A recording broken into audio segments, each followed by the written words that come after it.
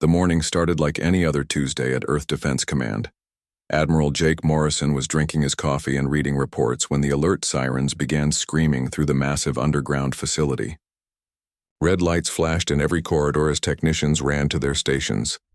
"Admiral, we have incoming transmission from outside the solar system," called Lieutenant Sarah Davis from the communications center. Her voice carried across the command room with unusual tension. Jake set down his coffee mug and walked to the main display screen. The image flickered to life, showing a creature that looked nothing like any human. The alien had purple skin, 4 arms, and eyes that glowed with an orange light. Its voice came through the speakers with a mechanical translation overlay. "Greetings, primitive species of the third planet. I am Commander Vex of the Valdoran Empire. Your world has been selected for integration into our great civilization." The command room fell silent. Every person stopped what they were doing to listen. Jake folded his arms and waited for the alien to continue. "You have 30 of your local day cycles to prepare for surrender. Our Crimson Armada will arrive at your system boundary in exactly that time. This armada consists of 10,000 warships and has never been defeated in 500 years of glorious conquest." Captain Lisa Reynolds, head of Naval Intelligence, stepped beside Jake. She whispered, "10,000 ships, sir, that's a significant force." The alien commander continued his message. "You will prepare your planetary leaders for integration ceremonies. Resistance will be met with complete destruction. Your species will serve the Empire as workers and soldiers. This is the fate of all worlds that meet the might of Valdoran expansion." The transmission ended with the alien symbol filling the screen, before cutting to static. Jake turned to his staff.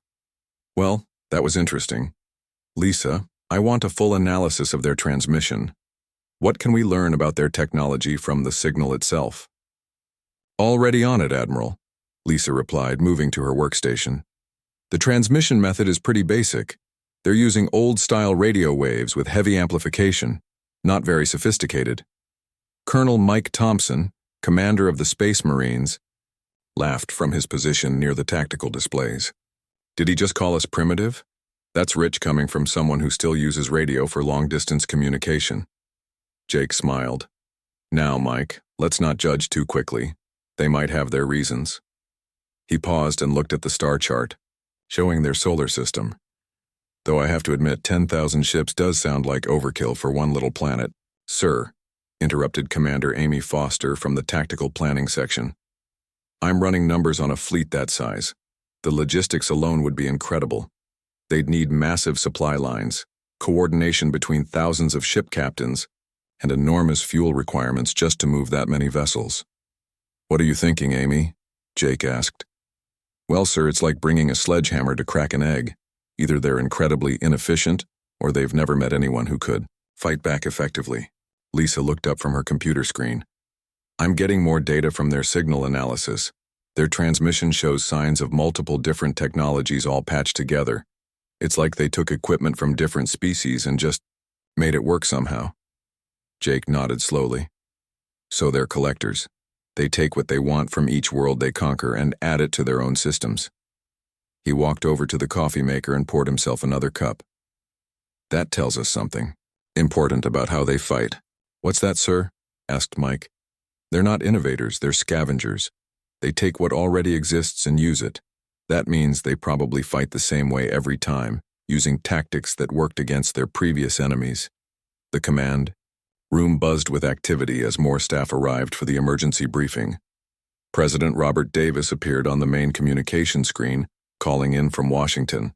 "Admiral Morrison, I've been briefed on the situation. What's your assessment?" "Mr. President, we're dealing with what appears to be a traditional conquest fleet. Large numbers, intimidation tactics, and a demand for surrender. They're giving us 30 days to prepare, which suggests they want us to spend that time being afraid." "And will we be spending our time being afraid, Admiral?" Jake grinned. "Not exactly, sir. I think we'll spend it getting ready for what might be the most interesting military exercise we've had in decades." President Davis raised an eyebrow. "Exercise?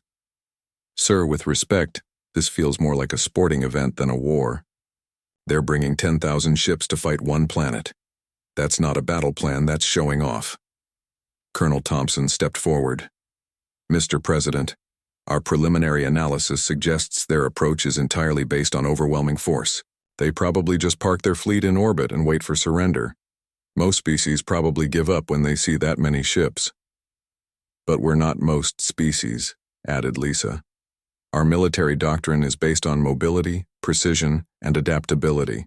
Everything we're seeing suggests they're the opposite. Slow, predictable, and dependent on raw numbers. President Davis was quiet for a moment. So what are you proposing? Jake looked around the room at his staff. Mr. President, I propose we treat this as exactly what it appears to be, a challenge. They want to test their strongest armada against us.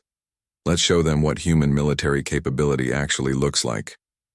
Admiral, are you suggesting we accept their challenge rather than attempt diplomatic solutions? Sir, they didn't offer diplomatic solutions. They offered surrender or destruction, but they made one critical error in their calculation. Which is? They assumed we'd be afraid. Fear makes species predictable. They've built their entire conquest strategy around enemies who are terrified of them. But honestly, Mr. President, I'm not scared. I'm curious. Amy Foster laughed. Sir, if they wanted to scare us, they should have brought more ships. The room filled with quiet laughter as the staff realized the absurdity of the situation. Earth's military had been preparing for interstellar conflict for decades. They had developed weapons and tactics specifically for fighting in space against unknown enemies. Now those enemies had announced themselves, given Earth 30 days to prepare, and basically told them exactly how they planned to attack. Mr. President, Jake continued, I recommend we begin what I'm calling Fleet Week Games. We'll use the next 30 days to prepare a proper welcome for our visitors. Fleet Week Games? Yes, sir. After all, they're bringing their strongest armada to show off. It would be rude not to put on a good show in return. President Davis smiled on the screen. Very well, Admiral. You have authorization to proceed with Fleet Week Games. Show our guests what human hospitality looks like. As the transmission ended, Jake turned to his staff. Well, people, we have 30 days to prepare for the most interesting war game in human history. Let's make it memorable. The command room erupted in excited chatter as officers began planning humanity's response to what they were already calling the Valderan Challenge. 3 days after the Valderan ultimatum, Earth's military facilities buzzed with activity that looked nothing like panic. Instead of desperate defensive preparations, the atmosphere felt more like the excitement before a major sporting event. The Luna shipyards above Earth's moon, Captain Tom Bradley walked through the massive construction bays where humanity's response was taking shape. His engineering teams worked around the clock, but their conversations sounded more like enthusiastic designers than worried soldiers. Tom, take a look at these new fighter modifications, called Chief Engineer Maria Santos from across the hangar bay. She stood beside a sleek spacecraft that barely resembled the standard military fighters from just a week ago. Tom approached the redesigned ship and whistled appreciatively. Maria, this thing looks like it could win a racing championship. What did you do to it? We stripped out all the heavy armor and replaced it with adaptive shielding.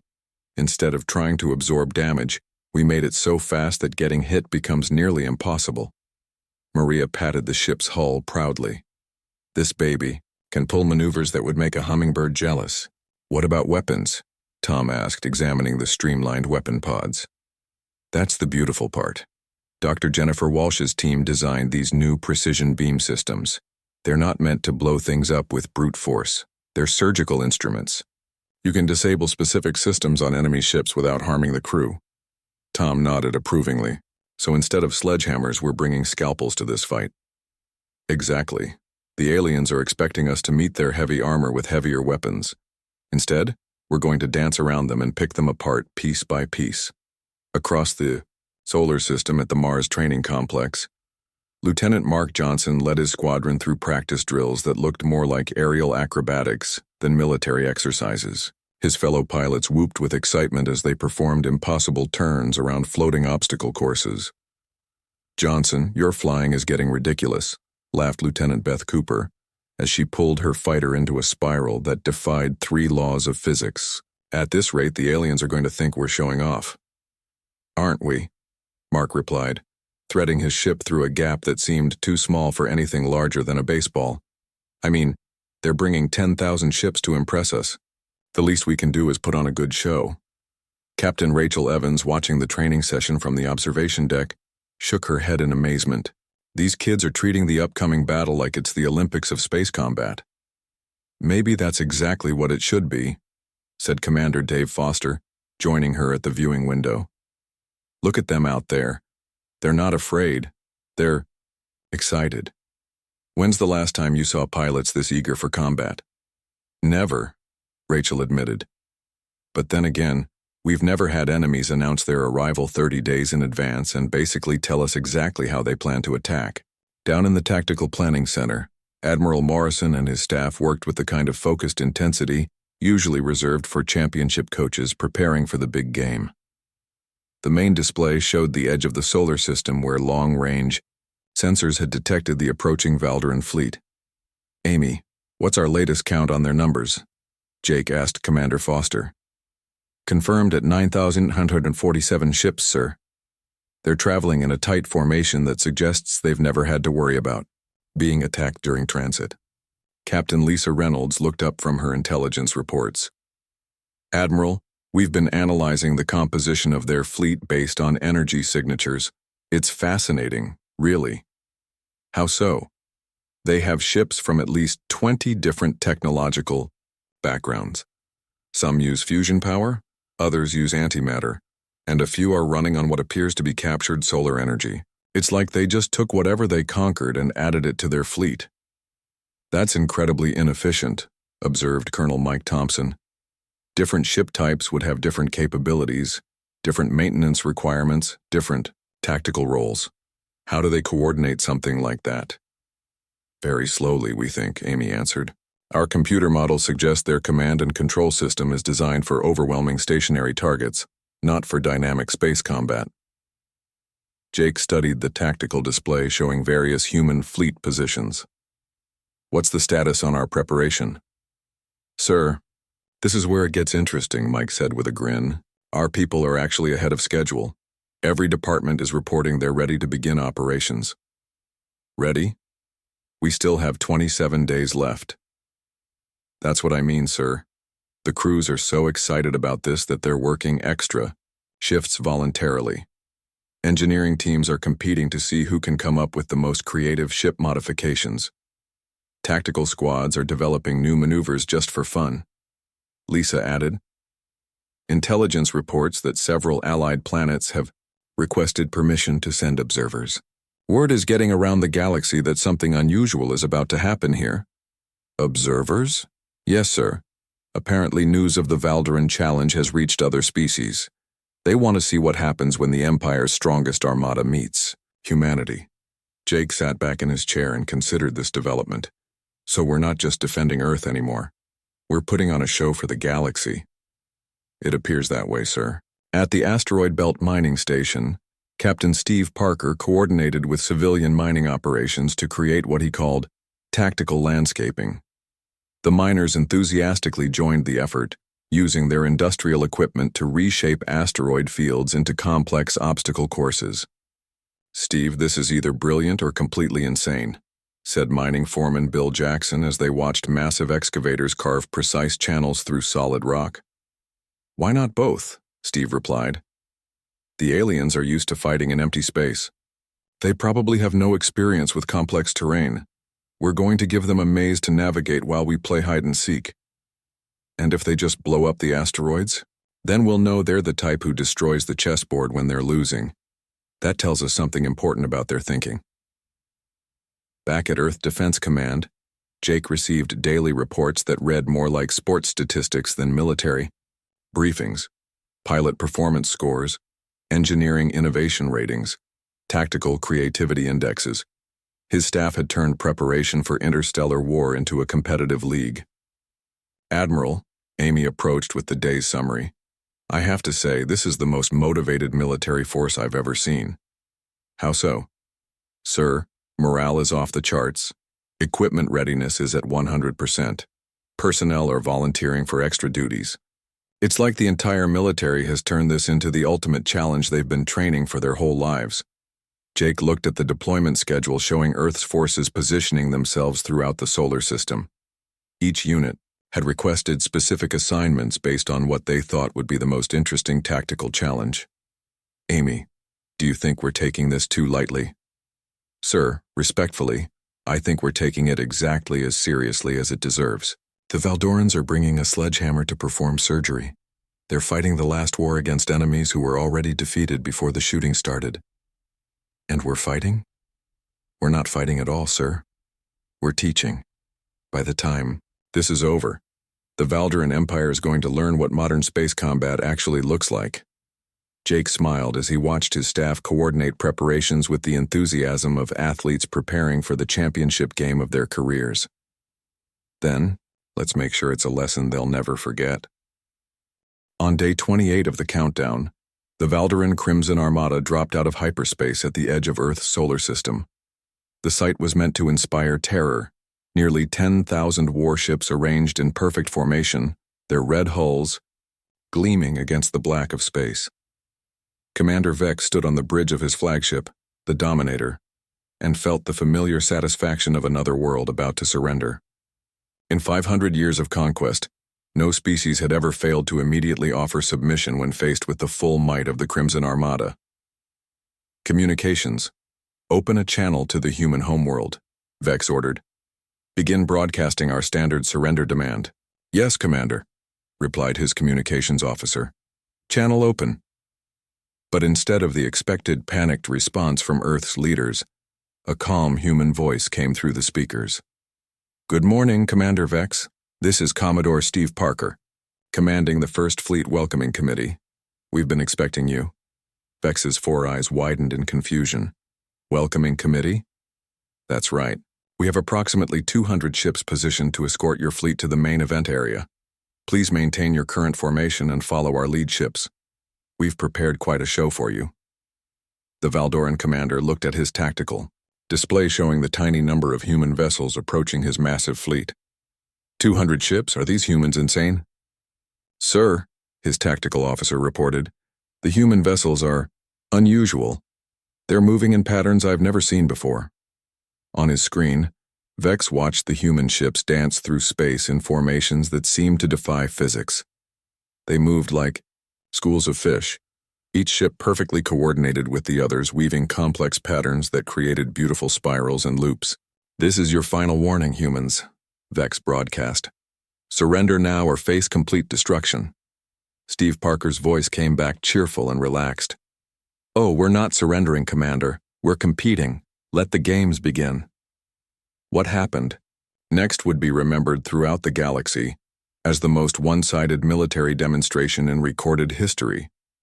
Captain Rachel Evans led her destroyer squadron in what became known as the Solar Slalom. Her ships approached the massive Valdoran formation at incredible speed, then suddenly scattered in all directions. They used the gravitational pull of nearby planets and moons like invisible highways, slingshotting around celestial bodies to gain impossible velocity. Rachel, to all ships, she called over the comm system. Remember, we're being graded on style points. Make it look easy. Her destroyers swooped between the alien capital ships like hummingbirds around elephants. The Valdoran gunners tried desperately to track the fast-moving targets, but their heavy weapons were designed for bombardment, not precision shooting. Rachel's ship, the Dancing Bear, performed a perfect spiral around a Valdoran dreadnought, its weapons systematically disabling the alien vessel's shield generators and sensor arrays. Within minutes, the massive enemy ship was blind and defenseless, but completely intact. Valdoran vessel, this is the Dancing Bear, Rachel broadcast, on an open channel. Your ship has been tagged as disabled. Please stand by for boarding instructions. Meanwhile, Major Chris Anderson coordinated the fighter wings in what looked more like an aerial circus than a military operation. His pilots treated the giant alien warships like playground equipment, weaving between weapon towers and communication arrays with playful precision. Anderson to Red Squadron, he called to his pilots. New high score to beat. Lieutenant Cooper just disabled a battlecruiser's main guns in 12 seconds without scratching the paint. Copy that, Major, came back Lieutenant Mark Johnson's voice. Hold my drink. Mark's fighter, barely the size of a shuttle compared to the alien capital ships, danced through the Valderan formation like it was performing ballet. He targeted specific components with surgical precision: communication dishes, sensor pods, weapon control systems, leaving each ship functional but effectively helpless. The psychological impact on the Valderan fleet was devastating. These weren't desperate last stands or heroic sacrifices.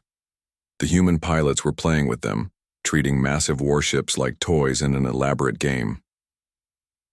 Commander Vex watched in growing horror as his invincible armada was systematically dismantled by what appeared to be a small group of very enthusiastic humans. His tactical officer reported ship after ship going dark, not destroyed but simply turned off like someone flipping light switches. "Sir, we're receiving a transmission from one of our disabled vessels," the communications officer reported. "Put it through." The voice of Captain Kate Wilson came over the speakers. "Hello, Commander Vex. This is Captain Wilson of the Earthship Precision Strike. I'm currently aboard your battleship Devastator with a small boarding party." "Impossible," Vex sputtered. "Our ships have the best security systems in the galaxy." "Oh, your security is fine," Kate replied cheerfully. "We just used the maintenance airlocks. Your crew has been temporarily relocated to the recreation decks for their safety. We're just here to turn off a few systems." "You're turning off systems?" "That's right, we've disabled your main weapons but left life support and communications completely functional. Your crew is unharmed and actually seems quite interested in our ship designs. A few of them asked for technical specifications."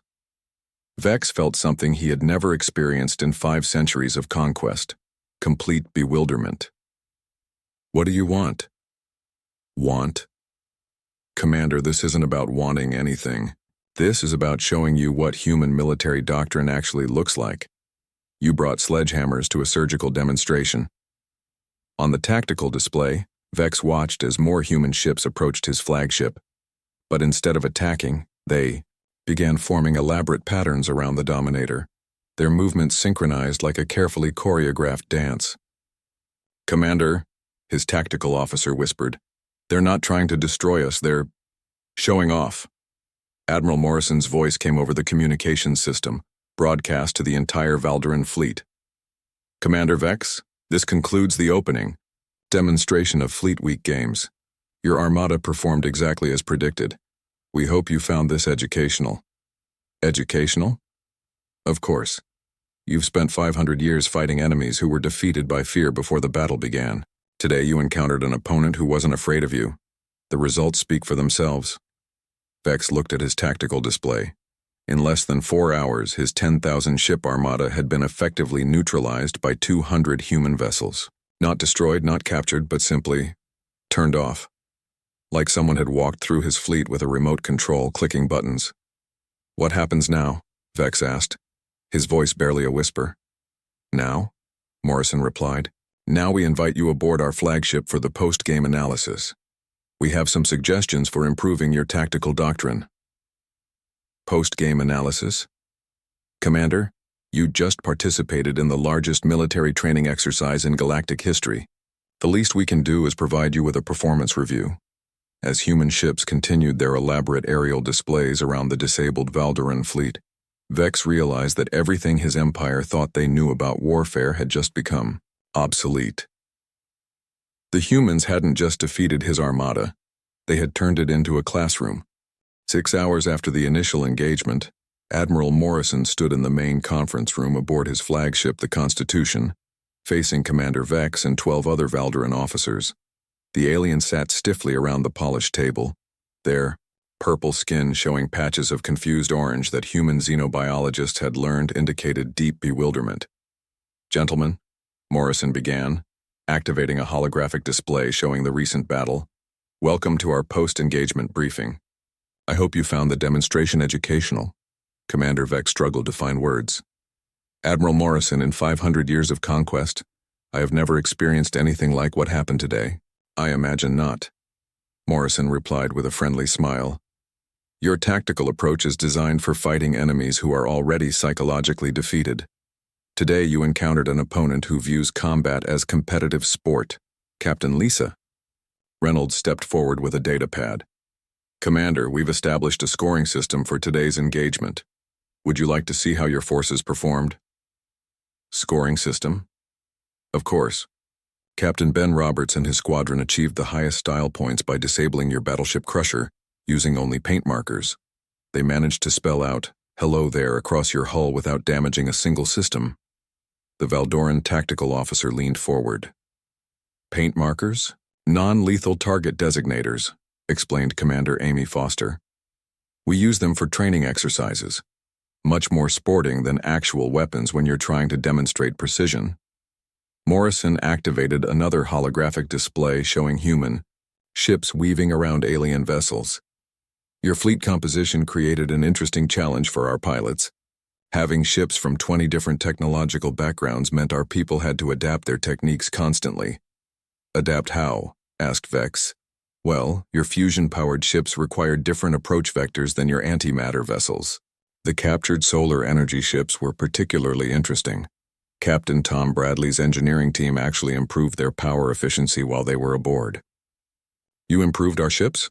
Colonel Mike Thompson joined the briefing with a stack of technical manuals. Standard procedure, Commander. When we encounter inefficient systems, we provide upgrades. It's only polite. He handed the manuals to the bewildered aliens. These contain suggested modifications for your entire fleet. Better shield configurations, improved weapon targeting systems, more efficient engine designs. Consider it our welcome gift.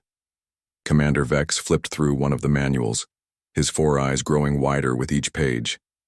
These specifications, they would increase our combat effectiveness by at least 40%. Probably more, agreed Morrison. Your ships have good basic design, but you've been using them incorrectly. You're treating battleships like siege weapons when they should be used as mobile command platforms. Captain Rachel Evans entered the conference room carrying a tray of coffee and what appeared to be alien beverages. I thought our guests might be thirsty. Commander Vex, I brought some of that fermented fruit drink from your homeworld. We replicated it from the food processors on your disabled ships. You studied our food systems? Of course. Understanding logistics is crucial. For proper tactical analysis, Rachel replied, serving drinks to the confused aliens. By the way, your supply chain efficiency is remarkable. Feeding 10,000 ships with minimal waste is quite impressive. The Valdoran supply officer spoke up for the first time. You examined our entire logistics network? Thoroughly, confirmed Captain Dave Foster as he joined the group. We left some suggestions with your supply teams. A few minor route adjustments could reduce your fuel consumption by 12%. Commander Vex set down his drink and stared at the humans. I do not understand what is happening here. You defeated our entire armada in less than 4 hours, but instead of demanding surrender, you are giving us technical advice and serving refreshments. Morrison sat down across from the alien commander. Commander, I think there's been a fundamental misunderstanding about human military doctrine. We didn't defeat your armada. We provided it with advanced training. Training? Certainly. Your forces have been fighting the same way for centuries against enemies who surrendered before real combat began. You've never had the opportunity to test your capabilities against a peer opponent. Amy Foster activated a tactical replay, showing the entire engagement from multiple angles. Look at your formation discipline during the opening phase. Excellent. Your communication coordination was flawless. Your individual ship commanders showed remarkable composure under unexpected circumstances. But you disabled our entire fleet. We demonstrated superior tactical flexibility, corrected Morrison. There's a difference. Your people performed exactly as trained, which is commendable. But your training was designed for the wrong type of warfare. Colonel Sarah Mitchell entered the briefing room with several data pads. Commander Vex, I have performance evaluations for your boarding defense teams. Overall, quite good. Your security protocols are solid, though we have some suggestions for improvement. Performance evaluations? Standard procedure after any military exercise. Your teams showed excellent discipline when our forces came aboard. No panic, good communication, orderly evacuation procedures. Very professional. The Valdoran security chief looked confused. But you captured our ships. We temporarily occupied selected vessels for demonstration purposes, Sarah corrected. Your crews were relocated to safe areas while we conducted systems analysis. No one was harmed and all personal property was respected. Morrison stood and walked to the main display. Commander, I want to show you something interesting. Hologram shifted to show the current positions of both fleets. The human ships formed an intricate pattern around the disabled Valdoran vessels, like a protective formation. Your ships are currently undergoing what we call field maintenance. Our engineering teams are installing the upgrades I mentioned, with your crews observing and learning the procedures. Why? Because, Commander Vex, we believe you have potential. Your empire has conquered hundreds of worlds using brute force tactics. But imagine what you could accomplish with modern military doctrine. Captain Nicole Thompson joined the briefing with a communication device. Admiral, we're receiving messages from 17 different alien species asking if they can send observer teams to study the engagement. Observer teams? Word travels fast in this galaxy, Commander, Morrison explained. Today's demonstration is being called the most significant military development in centuries. Everyone wants to learn. Vex looked around the room at the friendly, helpful humans who had just systematically dismantled his empire's greatest military achievement. What do you want from us? Want from you? Morrison seemed genuinely puzzled. Commander, we don't want anything from you. We want something for you, which is the opportunity to become the military force you were meant to be, instead of the one you've been limited to being. Admiral Morrison smiled as he watched understanding dawn in the alien commander's eyes. Commander Vex, how would you like to learn what real space combat looks like? 2 days after the initial engagement, the space around Earth had been transformed into the galaxy's most unusual military training ground.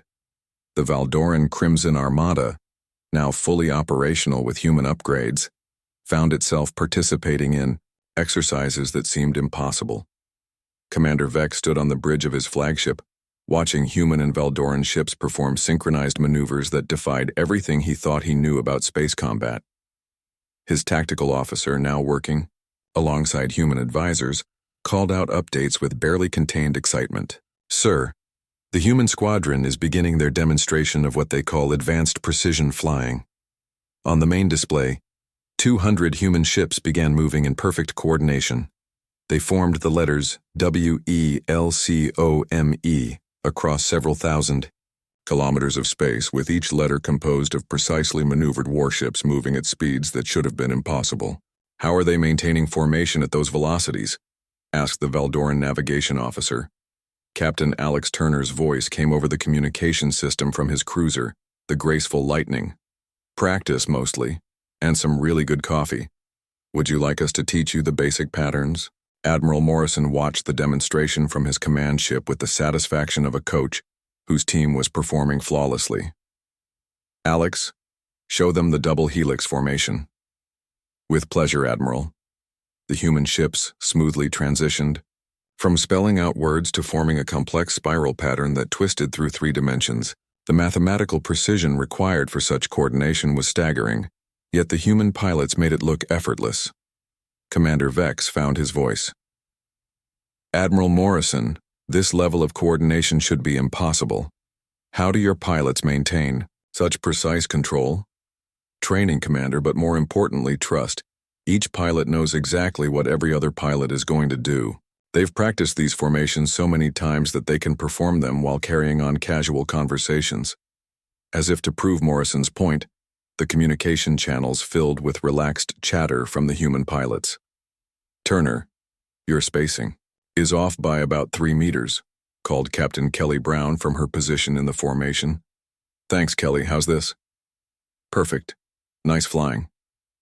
Major Chris Anderson's voice joined the conversation. Admiral, request permission for the barrel roll spectacular. Granted, Major, make it impressive. What happened next left the Valdoran observers speechless. The entire human fleet began rotating around a central axis while maintaining their precise formation. 200 ships performed a coordinated barrel roll spanning thousands of kilometers, completing the maneuver in perfect synchronization. Valdoran Fleet, this is Major Anderson. Your turn.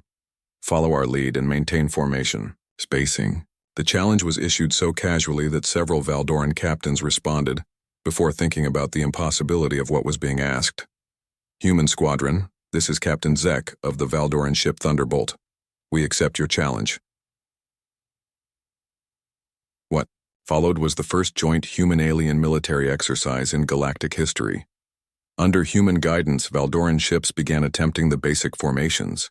Their initial efforts were clumsy and uncoordinated, but the humans provided constant encouragement and technical advice. Thunderbolt, you're drifting left. Compensate with a 2-degree thrust adjustment. Copy that, Anderson. Adjusting now. Excellent. Much better. Now hold that position while Devastator moves into formation beside you. Captain Tom Bradley coordinated the technical aspect of the joint exercises from his engineering ship. His teams had spent the last 2 days upgrading Valdoran vessels and training their crews on the new systems. Valdoran Fleet, this is engineering. Control. Your new navigation system should make formation flying much easier. The key is to trust the computer assistance and make small, smooth adjustments. The improvement was dramatic. Within hours, Valdoran ships were performing maneuvers that would have been impossible with their original equipment. Their captains, initially nervous about the complex formations, began showing genuine enthusiasm for the challenge. Human Control, this is Captain Jex of the Star Crusher. Request permission to attempt the spiral formation. Permission granted, Star Crusher. Take it slow and remember, smooth inputs, trust your instruments, and don't overthink it. Admiral Morrison watched the joint exercises with growing satisfaction. The Valdoran crews were natural learners, and their ships, properly equipped and coordinated, were proving quite capable. Commander Amy Foster approached with the day's performance reports. Admiral, the Valdoran improvement rate is remarkable. They've mastered basic formation flying and are ready for intermediate maneuvers. How intermediate? I was thinking we could show them the asteroid field navigation course. Morrison smiled. The one that Captain Steve Parker designed? That's the one. It should be quite educational. The asteroid field navigation course was Captain Parker's masterpiece. A 3-dimensional maze carved through a dense asteroid field, requiring precise navigation and split-second timing. Human ships used it for advanced training, treating it like the ultimate test of piloting skill. All ships, this is Admiral Morrison. We're relocating to the asteroid navigation training area. Valdoran vessels will observe the first run, then participate under human guidance. The combined fleet moved to the asteroid belt, where Parker's course waited like a massive sculpture, carved from rock and ice. The passage twisted through solid asteroids with gaps barely larger than the ships attempting to navigate them. Valdoran Fleet, observe carefully, Morrison announced. This course requires perfect timing, absolute precision, and complete trust in your instruments and your fellow pilots. Captain Rachel Evans led the first demonstration run with her destroyer squadron. Her ships entered the asteroid maze at high speed, weaving through gaps that seemed impossibly narrow. The course required not just individual skill, but perfect coordination between all ships in the formation. Dancing bear to all ships entering Section 3. Maintain close formation and follow my lead through the spiral descent. The human ships flowed through the asteroid maze like water finding its way downhill. Every movement was smooth and deliberate, with no wasted motion or hesitation. Commander Vex watched in amazement as the human formation emerged from the far end of the course, having completed the entire run in what seemed like minutes. Admiral Morrison, that course would take our best pilots hours to navigate individually. Your ships completed it in formation faster than should be possible. Commander, that wasn't our best performance. That was a casual training run. Would you like to see what we can do when we're really trying? Before Vex could respond, Major Anderson's fighter wing entered the course, but instead of following the designated path, they began performing aerobatic maneuvers while navigating the maze. Loops, rolls, and impossible turns that treated the deadly asteroid field like playground equipment. This is Anderson to all fighters. Let's show our guests what creative navigation looks like. Remember, style points count double. The fighter pilots began competing with each other to see who could complete the course with the most spectacular flying. They treated asteroids as obstacles to dance around rather than hazards to avoid. Lieutenant Mark Johnson threaded his fighter through a gap so narrow that his wingtips nearly scraped the rock walls, while performing a corkscrew roll that had no tactical purpose except to look impressive. "Johnson, that was completely unnecessary," called Lieutenant Beth Cooper. "I know," Mark replied cheerfully. "That's what made it fun." Commander Vex realized he was watching the evolution of military aviation happening in real time. These humans had turned warfare into an art form, and they were offering to teach it to anyone willing to learn. "Admiral Morrison," he said quietly, "we accept your offer to learn." "Excellent, Commander. Let's begin your advanced education." 3 weeks after the Valdoran Crimson Armada arrived to conquer Earth, Commander Vex found himself in a situation no military leader in galactic history had ever experienced. He stood in the command center of a human space station, wearing a modified Valdoran uniform with human rank insignia, coordinating joint training exercises between species that had been enemies just days before. "Commander Vex, your ships are ready for the Advanced Formation Flying Graduation exercise," announced Captain Nicole Thompson, who had become his primary training coordinator. "Are you prepared to attempt the synchronized solar orbit?" Vex looked at the tactical display showing both human and Valdoran vessels arranged in perfect formation around Earth's sun. The maneuver required precise gravitational calculations and split-second timing to slingshot an entire fleet around the star while maintaining formation integrity. "Captain Thompson, 3 weeks ago I commanded the most feared military force in the galaxy. Today I am more nervous about a training exercise than I was about any battle in 5 centuries of conquest." "That's because you're finally being challenged," replied Admiral Morrison, joining them at the observation window. "Fear isn't about danger, Commander. Fear is about the unknown. Your old battles were predictable. This training is teaching you things you never knew were possible." The communication system crackled with reports from the mixed fleet preparing for the exercise. "Solar Control. This is Captain Bradley aboard the Valdoran vessel Improved Thunder. Their new navigation systems are performing beautifully. Ready for orbital insertion." "Copy that, Thunder. Human Squadron 7 is standing by to provide guidance during the gravity turn." "Valdoran Squadron 3 to Control. We're experiencing some hesitation from our newer pilots. Request additional coaching support. Sending Major Anderson's flight. Instructors to assist. Remember, trust your instruments and maintain smooth control inputs." Admiral Morrison smiled as he listened to the casual cooperation between former enemies. "Commander, do you understand what has happened here?" "I am beginning to," Vex replied thoughtfully. "You have turned my invasion fleet into a training class. More than that, you've discovered that warfare doesn't have to be about destruction. It can be about excellence, competition, and mutual improvement." Captain Lisa Reynolds approached with a datapad containing messages from across the galaxy. "Admiral, we're receiving communication requests from 47 different species. They all want to know if they can join the training program." 47? Word has spread about the Valdoran transformation. Every military force in this sector wants to learn human combat techniques. We're being asked to establish the first interstellar military academy. Commander Vex considered this development. "Admiral Morrison, I must ask you something that has been troubling me since our first engagement." "Of course. Why did you help us instead of destroying us? You clearly had the capability to eliminate my entire fleet. Most species would have done exactly that." Morrison was quiet for a moment, watching human and alien ships practice formation flying against the backdrop of stars.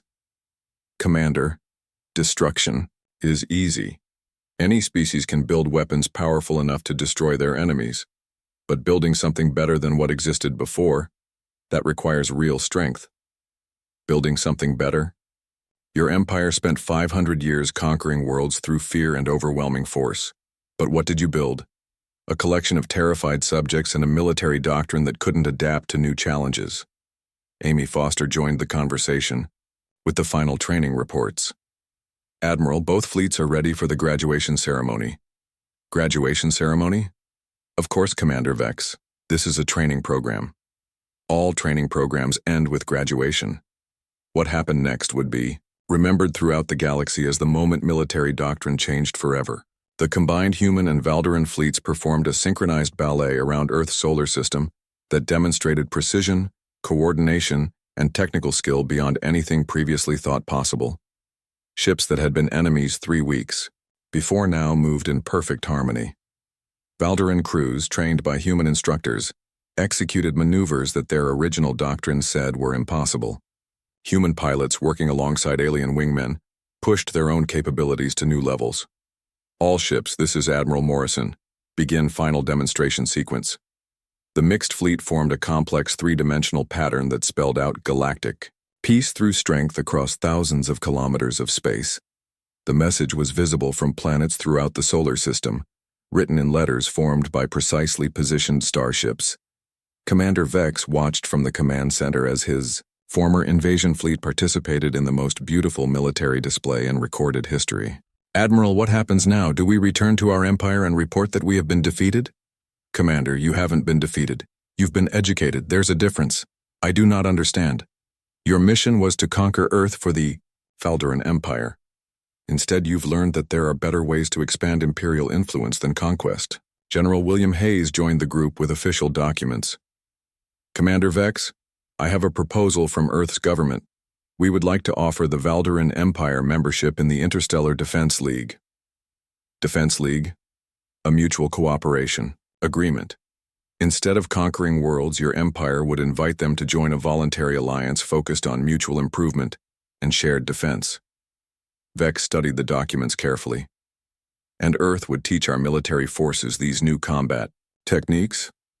"Earth would help establish the Galactic Military Academy," corrected Morrison.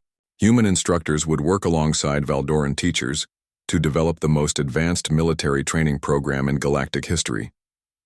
Captain Rachel Evans approached with a communication device. "Commander, you have an incoming priority message from your homeworld." The holographic display activated, showing the Valdoran High Command. Their purple faces showed the orange patches that indicated extreme confusion. "Commander Vex," the High Admiral spoke, "we have been monitoring your communications. Please explain why your invasion fleet is performing aerobatic displays with human forces." Vex straightened his shoulders and looked directly at his superiors. "High Admiral, I am pleased to report that the mission has been successful beyond our wildest expectations." "Successful? Our reports indicate you have not conquered the human homeworld." "No, High Admiral. We have discovered something far more valuable than another conquered planet. We have found teachers." The silence from the High Command stretched for long minutes. "Teachers? High Admiral, the human military has capabilities that make our previous conquests look primitive. But instead of using these capabilities to destroy us, they have offered to share their knowledge." Admiral Morrison stepped into the transmission range. "High Admiral, Earth extends an invitation to the Valdoran Empire to participate in the first interstellar military games.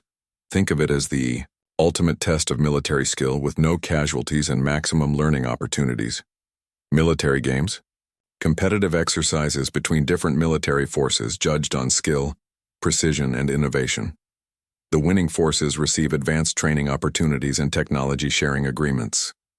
Commander Vex added, "High Admiral, imagine our empire not as conquerors but as the galaxy's premier military educators. Instead of fighting fearful enemies, we could train eager students." The High Admiral was quiet for a long moment. "Commander Vex, you are requesting that the Valdoran Empire abandon 500 years of conquest doctrine?" "No, High Admiral. I am requesting that we evolve our conquest doctrine. Why force species to join our empire when they will volunteer to join our academy?" Admiral Morrison smiled as understanding dawned in the alien leader's eyes. "High Admiral," Morrison added, "Earth would be honored to host the first annual Galactic Fleet Championship.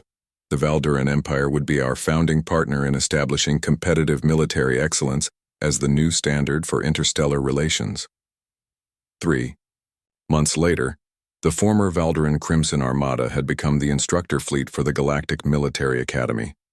Commander Vex, now bearing the rank of Academy Commandant, watched as ships from dozens of different species practiced formations that would have been impossible before human training methods spread throughout the galaxy. "Admiral Morrison," he said during the graduation ceremony for the 3rd class of interstellar military officers, I must thank you for showing us that there are victories greater than conquest. What's that, Commandant? The victory of turning enemies into allies and turning warfare into art. As ships from across the galaxy performed the closing ceremony for the military games, spelling out messages of peace and cooperation against the stars, Morrison reflected that humanity had achieved something unprecedented. They had conquered an empire not through force, but through excellence. And in doing so, they had transformed the galaxy from a place of endless conquest into a community of competitive cooperation. The war games had become the foundation for galactic peace.